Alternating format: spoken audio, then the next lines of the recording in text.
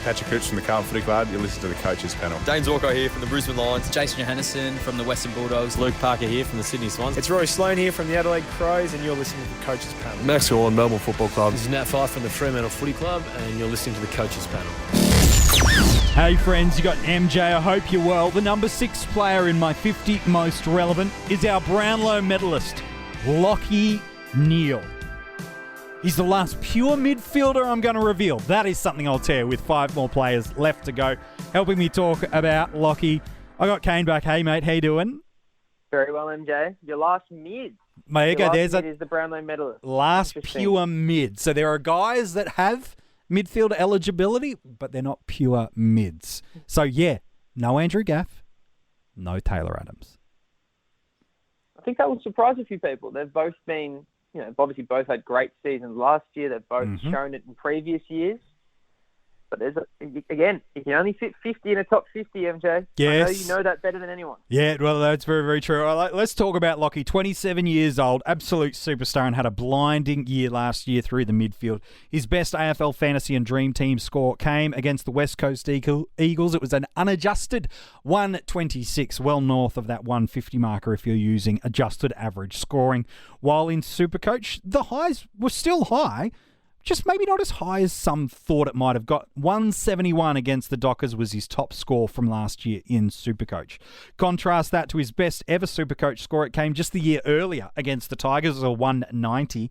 While you got to go back to 2016 and when he was a Fremantle Docker for his best ever AFL fantasy score, unadjusted that is, which was a 169 against the GWS Giants. Last year, he averaged the 98 across Dream Team. The adjusted average for AFL fantasy, multiplying it by 1.25. That's a 122.5 seasonal average, certainly a career best if you want to use that format of adjusting, while in SuperCoach, definitely his career best, an average of 134. In that format, man, he's a pricey player to own this year. $721,800 in SuperCoach, $935K in AFL Fantasy, and $904,900 in Dream Team. And Kane, last year, there were 2 types of fantasy football coaches. Those that owned Lachie Neale for the majority of the year and those that didn't. And ultimately, whichever side of the coin you're on really determined the success you had last year. Yeah, he was that player. There's always one MJ, and usually in the midfield line where, people bob up and down. You think of Jack McRae and his big breakout year. And Lachie Neale was that guy last year where he just took it away from me. You look at what he did and it was just frankly incredible. Matt DeBoer kept him quiet, I'll say. A 73 unadjusted in DT and an 87 in SuperCoach. Yep. But, he got all the way to round 12, MJ. And the guy was going at 146 SuperCoach points and 106 DT unadjusted. Quick math, 132 adjusted. You put the captaincy on that, and as you said, if you didn't have him, it was a torturous year. Yeah. And if you did, you were laughing. And I'm not going to say in SuperCoach, I've never heard people criticize the scoring system in SuperCoach more when they didn't own Lachie Neale than last year. He'd get a handball or a clearance or a score involvement and, owners would be applauding how good this got the captaincy on him. And people would just be, frankly, just raging, saying, how is this guy getting rewarded so much for his work in the game? And yeah, 146 points. And we've seen some greats of the SuperCoach game. You think back to Gary Ablett in particular, what he could do. Yeah. For the bulk of the year, Lachie Neale was putting 5 to 10 points on those record high numbers. It was just frankly insane. What he did last year was incredible. He ranked first in the AFL for total disposals, first for total contested possessions, first for total effective disposals, second in the league for total clearances, third for total stoppage clearances. He ranked fifth for total score involvements, sixth in total centre clearances, and 11th for total metres gained. This isn't on average or aggregate, and then third in total inside 50s to top it all off. He was a beast. No one was shocked on Brownlow night when he walked away with Charlie. From a fantasy football perspective, He was huge for us last year. That average of 98 in Dream Team and Fantasy, up to the adjusted 122.5 in AFL Fantasy if you want to do that. 10 pure tons last year. No one really got anywhere near that last year in that format outside of Lachie Neale. 3 of them were over 120 unadjusted.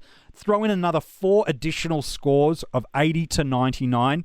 That is the equivalent of 14 of the 17 games hitting the adjusted average marker of 100 plus. Yeah, just 3 scores all year that weren't there. He ranked first for total points and was so far clear in that format of everyone else.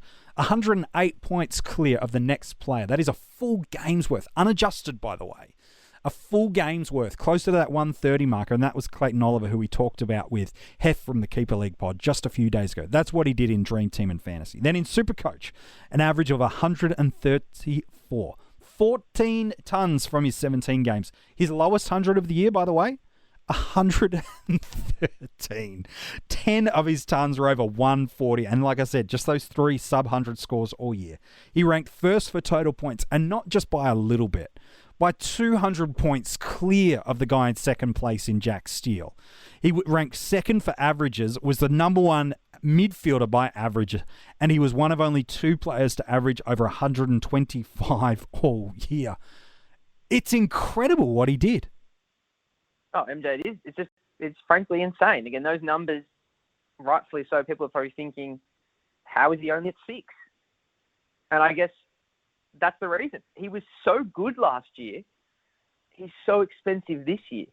Now, is he going to repeat it? You know, we know it was a different season. Sure. The quarters were shorter. The weighting in SuperCoach clearly favoured him. You can't deny that. But on the flip side, he is a proven gun. Like, the thing that jumps out to me is you look at what he did at Freo, his last 3 seasons in SuperCoach in particular. 2018, 112, 17, 109, 16, 113. And his time on ground in those 3 years on average was 80%. His 2 years at Brisbane, 89% in 2019, 92% in 2020. Yeah. Like, that's a stat. He's always been a great points per minute player. We've known that. That's just, he's so efficient when he's on the ground. He's taken that level of time on ground to the elite for a midfielder. If you're in the 90s, like, we know that Andrew Gaff's almost on a tier of his own, playing, 97, 98% time on ground. But for a guy like Lachie Neale that plays on the inside, and he's playing that much time on the ground, it's no surprise that reflected a jump in scoring. The hard thing is there upside? Well, that's the big one, I don't know if you can say upside. What I think you can say is that he will be among the top mids again, no doubt. Yeah, can he maintain that level of output? Remember, in shortened quarters, his possession count dipped just about 4 possessions per game. Again, in shortened quarters. I know his time on ground was comparable to previous seasons, but it held. His marks held. His tackles held. What's important is his kick-to-handball ratio started to get closer to a pure 1-for-1. Whereas, say, in 2019 at Brisbane, again, we can go right back to his Fremantle days, but new club, new opportunities. Was averaging 12.5 kicks per game in 2019.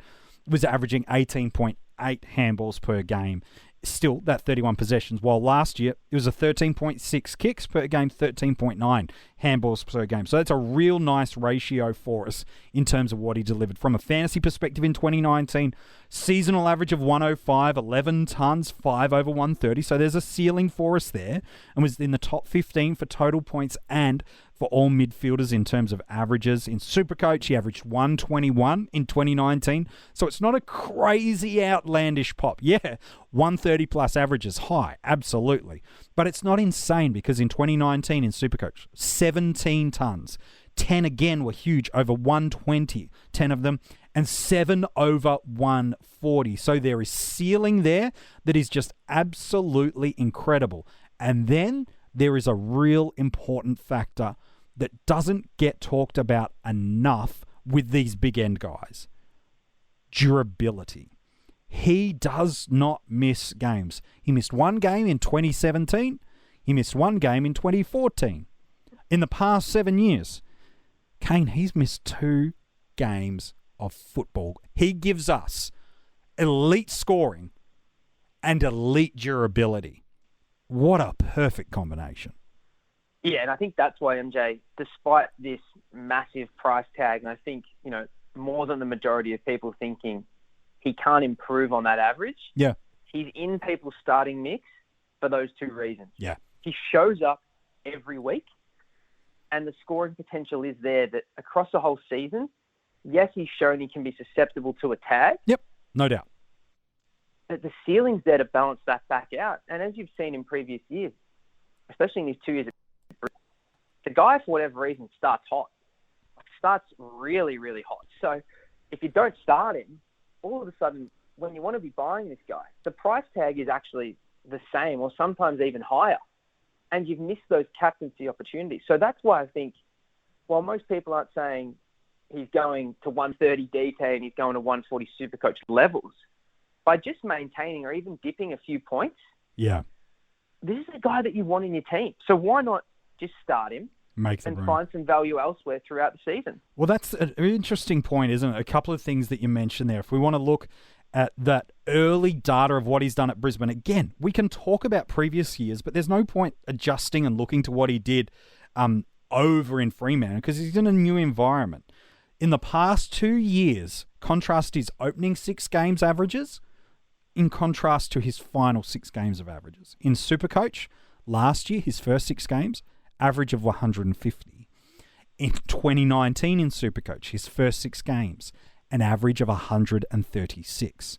Look at what he did in the last 6 games in SuperCoach the past 2 years. An average of 111. Still good. The last 6 games, an average of 116. Still good, but a fair way off the marker of what those first 6. In Dream Team and Fantasy, he averaged in 2019 115 in his first 6 games. In the last 6 games, it was 103. In Dream Team and Fantasy, what did he do in the first 6 games? 111. What is that up at an adjusted average of, Kane? Something like 140? And then again, and the same thing again over the final 6 games, seeing him back towards that adjusted average of around about that 103 marker. And so history's suggesting if you want to get Lachie Neale, that price might not be all that far off what he's done. Yes, he's got to go a little bit over and above to maintain that price point due to the average and the magic numbers. But if he delivers another 3rd year where he starts considerably stronger than he ends the year, man, it's still going to be hard to afford him, let alone any other big premiums you want to get. Well, MJ, it makes it simple, doesn't it? If you want the best of Lachie Neale on that data, you start him. Yeah. Because the coaches that really benefited last year, there was probably a few groups of beneficiary. First one, you started him and you enjoyed the ride throughout the whole season. Yeah. The next group that benefited was, this guy is too expensive and has to come back to earth, and you didn't trade him in at peak value at around 12, 13. And then the third one that unfortunately copped it was, you trade him in at around 10, 11, and you cop his 2 lowest scores for the year in the final 6 games, including, the real stinker that he had against Sydney. Like, that's what hurts. When you pay big mega bucks. and at those points you were paying 140. Yeah. You were paying through the nose for a guy that, like you said, he had a great season last year at 121. You paid through the nose. Like, that's what really hurts. Like, there was some guys that you could have gone elsewhere in hindsight. We've spoken about Matt Crouch's run home, Sam Walsh's run home, Bontempelli in particular in SuperCoach was the best guy on the run home. Yeah. That's what hurts. And if you're looking at this logic again, if Neale flies out of the gates, you're left making the same decision. Do I pay through the nose and hope I get what people have already benefited from for 10 weeks? Or do I just have to skip him? Yeah. And for me, that's what inclines me to start with the guy because, like you said, availability is near perfect. I want him for the whole year because when he gets on this run, MJ, this could be a different year. He might have 2 tag games in the first 6 rounds and everyone jumps on and he flies home. We're not saying this is guaranteed. Obviously, no one can make that claim. But in 2 years of data, there's a clear jump between his start of the year compared to his tail end of the year. And I think that's what's making people think it's an expensive price tag, but this is a key guy of your team that you want. Yeah, he's such a player for me that I think, again, you've got to look at every player in the 50 most relevant. While it is a cumulative look across the fantasy community, with Lachie Neale, I do think you need to look at it format by format. I think in AFL fantasy, I think he's got ownership of about 25%. There's so much value underneath that I feel much more comfortable in AFL fantasy picking a player like a Josh Kelly. I know I may be leading the hype train on Josh Kelly more than others, or even a Matt Crouch, who revealed just the other day too. Both, I think, are capable and comparable to match him in terms of scoring and are considerably cheaper. That additional 150-odd K that you could get yourself through those formats of the game, I struggle to want to spend big bucks on a bloke that I think can score in a similar range. And I'll explain why I think in a moment, why I think in those formats they're similar range. In Dream Team, I think if you think he's a top 5 to 10 mid by the end of the year and right in the clear top of the tree, you like that buy around, you like that structure, you just want him, cool, I get it. I'm probably not quite a starting squad option in that format of the game, but I see what you're trying to do. In SuperCoach, man, that's a big jump. Like, that's 10 to 12 points per game of a jump. But if the worst case scenario is a 121, 122, which he did the year before, there was still only a handful of players that did that last year in an adjusted, arguably compromised scoring season. So at worst, are you maybe overpaying for Neale? Yes. But he's shown that he can be a 120-plus guy through the midfield, has no questions of role, has no questions of ceiling, and has no questions of durability. So in that format, more than the others for me, and because of the way he builds his scoring, if someone said, it feels like I might be paying too much, but at least I have him, he's my captain option every week, and the worst case scenario is still probably better than 98% of the other midfielders available. If someone said that to me, I'd go, you're in. Lock your choice in. The thing that I think for me hesitates about the Dream Team and AFL fantasy scoring boost, so much of it is about the adjusted average scoring. His time on ground increased last year over the year. It slowed as the year went on, but at Brisbane last year, it was an 89%. This previous year in 2020, it was up at 92% across the year. There were some games where I don't even know if he went to the bench for more than 90 seconds. He was barely there. Back into longer quarters and into limited rotations, while I know he can be an impactful player up forward, I just don't know how I can genuinely say he's more than a 110 guy in Dream Team and Fantasy. I need to personally see it to give me the confidence to pick him in those formats. As a 110 plus guy and at that price point, I think that's what you've got to pay for him to be. What's your take in those formats? Yeah, again, that's the thing, MJ. I think SuperCoach, we've gone deep in that. We know that he's top tier in that format. I think, the real discussion is AF and D. I think mainly DT. I think AF people are more inclined to pass just because it's such a big price tag. And as you mentioned, it's based on an adjusted score, which has a lot of circumstances that, again, I get you have to make a call. It's a very simple way to do it. But as fantasy coaches, we have to look a little bit deeper and see, where the value is. I just don't see any at that point, especially when you look back at his history. And even in that great Brisbane season in 2019, it was still couldn't even eclipse 105. Yeah. Now, I clearly think that was a great year last year. He won the Brownlow, and it was better than that. But also we know that it's hard after your Brownlow year. Yeah. It's just a fact that, you don't just keep going up and up and up and up. And I think, 115 is probably the best case for Neale in that format. That's my guess. Agree. And I'm paying, 123, 124 price. And as you mentioned, and we've done podcasts on these guys, there are other guys that can get to 115. It's just a fact in that DT format. There are some guys, whether it's Josh Kelly, so on and so forth, McRae, Treloar. Now, the reason they're behind Lachie Neale, let's not forget, he is the number one midfielder Correct. in this top 50. Yeah. It's because he has no role questions. None. He has no durability questions. None. But I would not be shocked, and I would be almost if I had to bet, say that Lachie Neale will not be the top DT averaging mid. Again, I'm not talking about Luke Dunstan playing one game and beating him. There will be, whether it's a Kelly, a Crouch, it's not his format. His format has always been SuperCoach. Yeah. He's really, look at the last 4 years, he's 10 points better off. Yeah. At least in those formats. And that's how his game's played. And for me, that's one of those things where I do have to pass in those other formats because I can get better value. Again, Lachie Neale dropping 10 as my best case, whereas, let's name a Walsh going up 5 to 10. Yeah.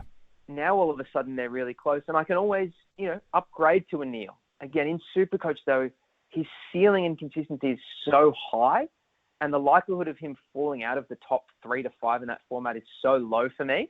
Yeah. That I love the safety of going, yes, I've probably overpaid a little bit, but he's a captaincy option every week. Yeah, I've got him. He doesn't let me down, and I've got him. I don't have to figure out how I get him, because like we said at the start, if he flies out of the gate, how do you get him? And then if you've gone Bruce, who we talked about yesterday as your R2, and Grundy flies and you've gone against him, okay, how do I quickly get him? And then maybe you've only locked in a Lloyd and a Whitfield, and Laird pops through the midfield. How do I find a way to get him? There are only so many of these big boys you can go against. And so if he flies early, and this is why he's at number 1, not just because of that higher scoring, because if he pops, he will fly coaches out of the gate like he did last year. Equally, if he just holds and treads water a little bit back to 2019, still solid, still good, but then coaches have about 150K that they've invested extra into him that could have been better utilised elsewhere. Yeah, I think that's the main thing, isn't it? Especially in those other formats. That if you've got another guy, and again, I think it's going to happen a lot in this preseason, MJ. We're going to see one game, we're going to really like someone, and people are going to go, you know what? I need the cash. I love you, Lachie Neale, but I need the cash because I need to take someone else, whether it's a rookie to a mid-pricer or a mid-pricer to another premium. Like, that invariably happens the closer we get to round 1. Absolutely. And it just depends on that lens you're looking through. I think if you ask most people, Lachie Neale's a top 8 mid in all formats. Yeah. Lock it away. But as we always say, it's about the whole squad. And I just know the closer we get, the more we start cutting corners for cash. And I think he's a guy that people will not want to pay the price tag for in DT and AFL Fantasy, Yeah. the closer we get, because some of these mid prices will emerge, these premium rookies will emerge, and he'll be a guy where they go, the value's not there, instead of just thinking, this guy gets it done every year. Yeah, I think that's a fair point. Look, for me, he's a player that's going to define your season. When you get him, how you get him, that's the fascinating question for me. And it's why I've got him as the most relevant pure midfielder in 2021. Now, where the heck does he go in drafts? Normally, a guy that was the clear overall scorer across all formats would go as a locked first round, first pick overall. And that still might be the case in some drafts. But in the mock drafts I've either personally participated in or we've done on the mock draft simulator or just anecdotally, you and I have talked on numerous times that locking in a key ruck or one of those top-end premium defensive options or forward options coming at an extra premium this year in the first round. I think he still goes inside the first 5 to 6 picks overall, maybe even the top 3, depending on the format you play. But is he a lock for the number 1 pick in your eyes, Kane? Oh, no way, MJ. He's not. I can't see a scenario in my own head where I pick him inside the top 3. In any format? Yep. That's just me personally. Again, I've got the 2 rucks and Jake Lloyd ahead. And depending what I see in the preseason, I think I could even argue a Whitfield, a Dunkley, a Laird. Again, I'm putting 10 points of value on those other lines. And I think those guys can all be guys that are 110 plus. Neale has to be, 120 plus to compete with those guys in my mind. Now, if I'm talking pure mids, he probably is the first guy I take. Again, it's a draft. Durability really, really matters. And I do feel like I'm going to get between probably 106 107 to 115. Like, that's pretty safe. Yeah. But really, if I'm playing that safe, again, I'd rather take a Whitfield if he's healthy. You know, clearly we know he's bailing at the moment, but that type of player that in his line, he's really going to separate me, because if I've got pick 7 or 8, I think I can get a pretty similar mid to a Lachie Neale, maybe even a full round later. Yeah. In a DT. You know, in SuperCoach draft, he probably is right on the precipice of challenging that top 3 of Gawn, Grundy, and Lloyd. Yeah. Because if he can go, 125 to 130 range, he's got that 10-point buffer over maybe a Jake Lloyd. And again, you just can't discount that durability. I think in that format, I probably feel safest inside the top 5. Yeah. Maybe at about 4 or 5. Yeah, it's about right. And DT a little bit later. Again, that durability is just such a key factor for him in draft that you're not losing the draft with Lachie Neale, that's for sure. No, he's not going to be the reason your draft year goes pear-shaped, that is for sure. All right, there you go. That's Kane's thoughts on Lachie Neale, not just in drafts, but across the entire fantasy formats of the game. Now we find ourselves venturing into the top 5 players on my list of the 50 most relevant. Kane, appreciate your thoughts today. No problem, mate. If you want to go check out the article, it is online now for you at coachespanel.tv. All the links for the podcast for every other players you can find while you're there, as well as at coachespanel.tv. How you can get involved in our Patreon supporter group, get exclusive content, early access, some hidden communities, and a bunch of other stuff are all found at coachespanel.tv for joining our Patreon army. So, at the start of this episode, I let a cat out of the bag. That there were no more pure midfielders left. Neale was my highest. There are 5 players left to go. Who are the 5? It's probably not hard to figure out by now.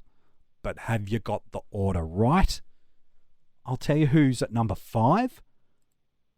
Maybe in a day or two. Yeah, let's go with that.